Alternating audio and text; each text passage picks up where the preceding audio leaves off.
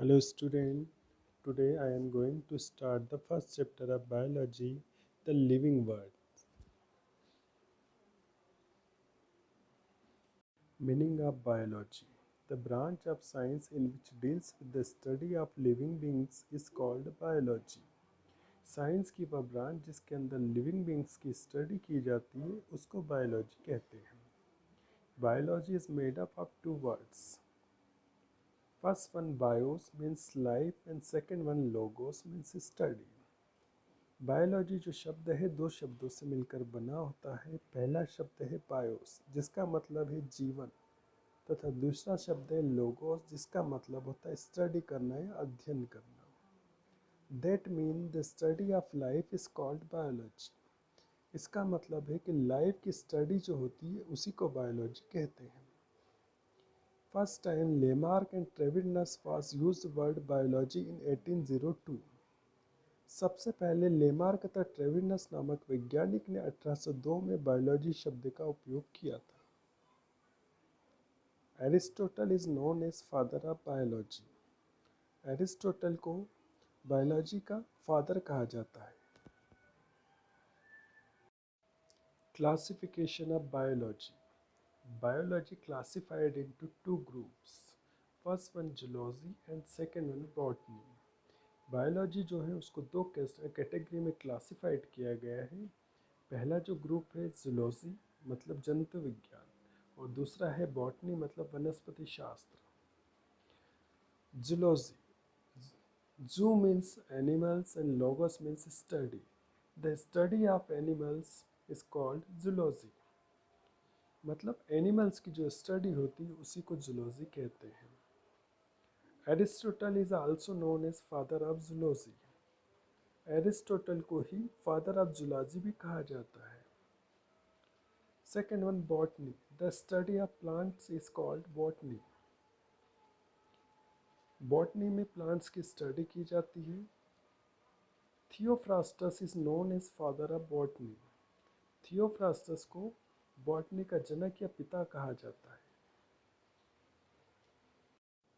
Branches of biology. There are many branches of biology. First one morphology. The branch of biology in which deals external structure of animal is called morphology. जीव विज्ञान या biology की वह branch जिसके अंतर्गत जीवों की बाह्य आकारिकी या बाह्य संरचना का अध्ययन किया जाता है उसको मॉर्फोलॉजी कहते हैं. Second one anatomy. The branch of biology in which deals with internal structure of animal is called anatomy. Bio की वह ब्रांच जिसमें जीवों की आंतरिक संरचना इंटरनल स्ट्रक्चर की स्टडी की जाती है उसको एनाटॉमी कहते हैं. Next one histology. The branch of biology in which study of structure of tissue is called histology. Bio की वो ब्रांच जिसके अंदर टिश्यू के स्ट्रक्चर की स्टडी की जाती है उसको हिस्टोलॉजी कहते हैं. Next one taxonomy. The branch of biology in which deals identification, classification and nomenclature of organism is called taxonomy.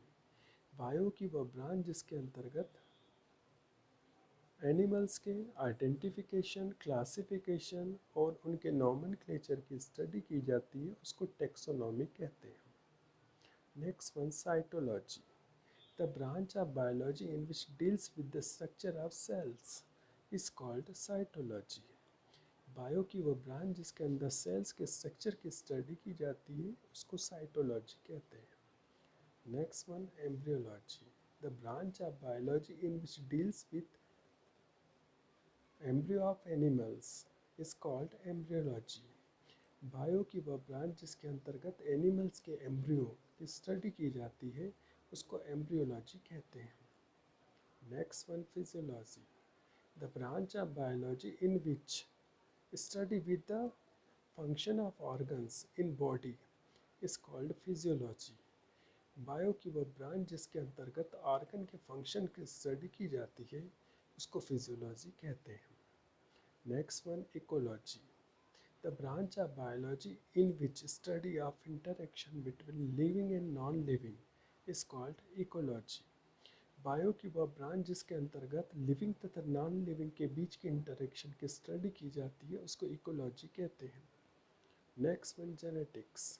The branch of biology in which the study of structure of genes, variations and heredition is called genetics.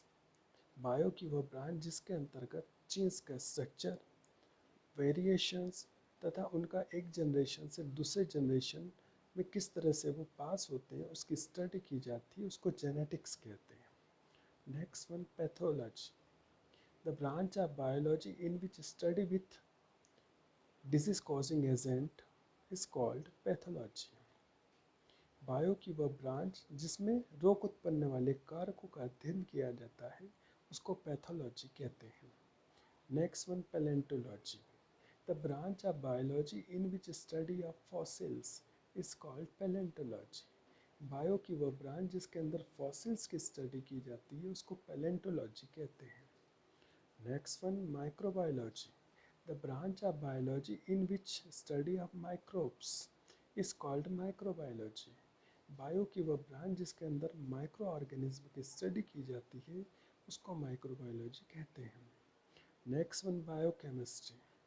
The branch of biology in which study the level of chemical substance in the cells is called biochemistry. Bio की वह branch जिसके अंदर sales के जो component होते हैं वो किन किन केमिकल से मिलकर बने होते हैं उसकी जो स्टडी की जाती है उसको बायोकेमिस्ट्री कहते हैं. Last one Eugenix. The branch of biology in which deals with human welfare is called Eugenix. जीव विज्ञान की वह शाखा जिसमें मानव जीवन की भलाई के लिए अध्ययन किया जाता है उसको यूजेनिक्स कहते हैं. Classification of materials. Materials on earth can be classified into three categories. Earth के ऊपर जितने भी मटेरियल्स हैं उनको थ्री कैटेगरीज में कैटेगराइज किया गया है. First one living things, second one non living things and third one dead things. Now first one living things. Things which have life and biological activities is called living things. Example plants, animals and microbes. Second one non-living things just like air, water, soil, stone, etc. Third one dead things which had been alive once are dead now like dead leaves, stem and roots. अर्थ के ऊपर जितने भी material हैं उनको तीन category में divide किया गया है. पहला आता है लिविंग थिंग्स. ऐसी थिंग्स जिसके अंतर्गत लाइफ होती है या बायोलॉजिकल एक्टिविटीज़ होती है उनको लिविंग थिंग्स कहते हैं, जैसे प्लांट, एनिमल और microbes. Second one non living things जैसे वायु, जल, मिट्टी तथा पत्थर आदि. और तीसरा है डेड थिंग्स. ऐसे जीव जिनमें कभी जो जीवित थे लेकिन आज मृत हैं उनको डेड थिंग्स कहा जाता है, जैसे सूखी पत्तियां, तने तथा जड़. Characteristic of living beings. There are many characteristic of living beings. First one growth and development. Second one presence of protoplasm. Third one cellular organization. Fourth one nutrition. Fifth one metabolism. Sixth one irritability. Seventh shape and size. Eighth movement and locomotions. Living beings के अंदर बहुत सारे लक्षण पाए जाते हैं. पहला आता है ग्रोथ एंड डेवलपमेंट. जितने भी लिविंग बींग होते हैं उनमें ग्रोथ होती है और उनका डेवलपमेंट होता है. Second one presence of protoplasm. सभी जो सेल्स होती है उसके अंदर एक फ्लूइड होता है उसको प्रोटोप्लाज्म कहते हैं, जो कि केवल लिविंग बींग्स में होता है. Third one cellular organization. जितने भी लिविंग बींग्स होते हैं वो सभी सेल से मिलकर बने होते हैं। Next one, nutrition. जितने भी लिविंग बींग्स होते हैं वो आपको अपने आप को एनर्जी गेन करने के लिए एटमॉस्फेयर से रॉ मटेरियल का यूज़ करते हैं और उससे एनर्जी प्रोवाइड करते हैं। Next one, metabolism. सभी लिविंग्स की बॉडी में 2 टाइप्स की प्रोसेस होती है, एनाबॉलिज्म एंड कैटाबॉलिज्म। एनाबॉलिज्म में नए सब्सटेंस फॉर्म होते हैं और कैटाबॉलिज्म में ओल्ड सब्सटेंस का ब्रेकडाउन होता है। दोनों प्रोसेस जो होती है उसको मेटाबॉलिज्म कहते हैं। Next one, irritability. जितने भी लिविंग बींग्स होते हैं वो एक्शन की रिएक्शन जरूर देते हैं। Next one, shape and size. जितने भी लिविंग बींग्स होते हैं वो एक प्रॉपर शेप और साइज में ही पाए जाते हैं। Movement and locomotions. एक ही जगह पर खड़े होकर कोई एक्टिविटी करना वो मूवमेंट कहलाता है, लेकिन पूरी बॉडी को एक जगह से दूसरी जगह तक ले जाने की प्रोसेस को लोकोमोशन कहते हैं। Next one, respiration. फूड को गेन करना, उसको डाइजेस्ट करना और डाइजेस्टेड फूड को in the presence of oxygen break down करना जिससे एनर्जी रिलीज होती है, इस प्रोसेस को रेस्पिरेशन कहते हैं। Next one, reproduction.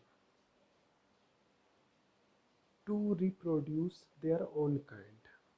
अपने ही समान नए जीवों को पैदा करने की जो कैपेसिटी होती है उसको रिप्रोडक्शन कहते हैं। Excretion. To remove out harmful substance from body is called excretion.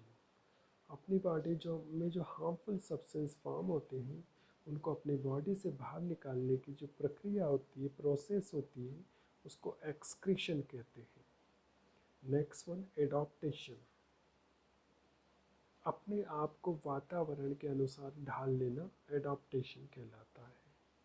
And last one, death. जितने भी लिविंग बींग्स हैं एक एज के बाद उनके जो बॉडी के ऑर्गन्स होते हैं, बॉडी के जो कंपोनेंट्स होते हैं, उनकी working efficiency day by day कम होती जाती है। एट लास्ट उनकी डेथ हो जाती है। Now I will explain you biodiversity. What is the meaning of biodiversity? Answer is occurrence of wide variety of life forms on earth is called biodiversity. अर्थ के ऊपर लाइफ के जितने अनेक रूप पाए जाते हैं, जीवों के जो अनेक प्रकार पाए जाते हैं, डिफरेंट काइंड ऑफ एनिमल्स पाए जाते हैं, प्लांट्स पाए जाते हैं, माइक्रोब्स पाए जाते हैं, ये सब बायोडाइवर्सिटी है। Example, different kinds of animals, plants and micro organism. Necessity of classification. जीवों को क्लासिफाइड करना क्यों जरूरी है? There are many reason. First one, it helps to understand diversity in plant and animals. अगर किसी लिविंग बींग्स को क्लासिफाइड कर दिया जाता है तो उससे ये पता चल जाता है कि अर्थ के ऊपर प्लांट्स की कितनी स्पीशीज़ और एनिमल की कितनी स्पीशीज़ है। Second one, it's help us to establish the natural relationships among the organism। Living beings को अगर क्लासिफाइड कर दिया जाता है तो हमें ऑर्गेनिज्म और नेचर के बीच जो रिलेशनशिप है वो पता चलता है। Third one, it's help us to identify the organism. Organism को क्लासिफाइड करने से उनका आइडेंटिफिकेशन करने का जो प्रोसेस है वो काफ़ी इजी हो जाता है। Fourth one, it's help us to understand about the origin of organism and their relationship।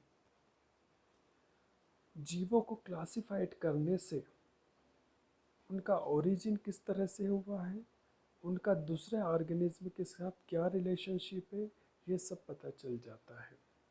Last one, it gives us evidences for organic evolution. अगर ऑर्गेनिज्म को क्लासिफाइड कर दिया जाता है तो इससे बहुत सारे प्रमाण मिलते हैं, जिससे ये पता चलता है कि ऑर्गेनिक इवोल्यूशन मतलब लिविंग बीइंग से रिलेटेड जो इवोल्यूशन है वो किस तरह से हुआ है। सम इम्पोर्टेंट टर्मिनोलॉजी, कुछ महत्वपूर्ण शब्दावलियाँ जो बायोलॉजी से संबंधित हैं उनकी अब स्टडी करेंगे। First one, phylogeny, the evolutionary history of a particular group of organism is called phylogeny।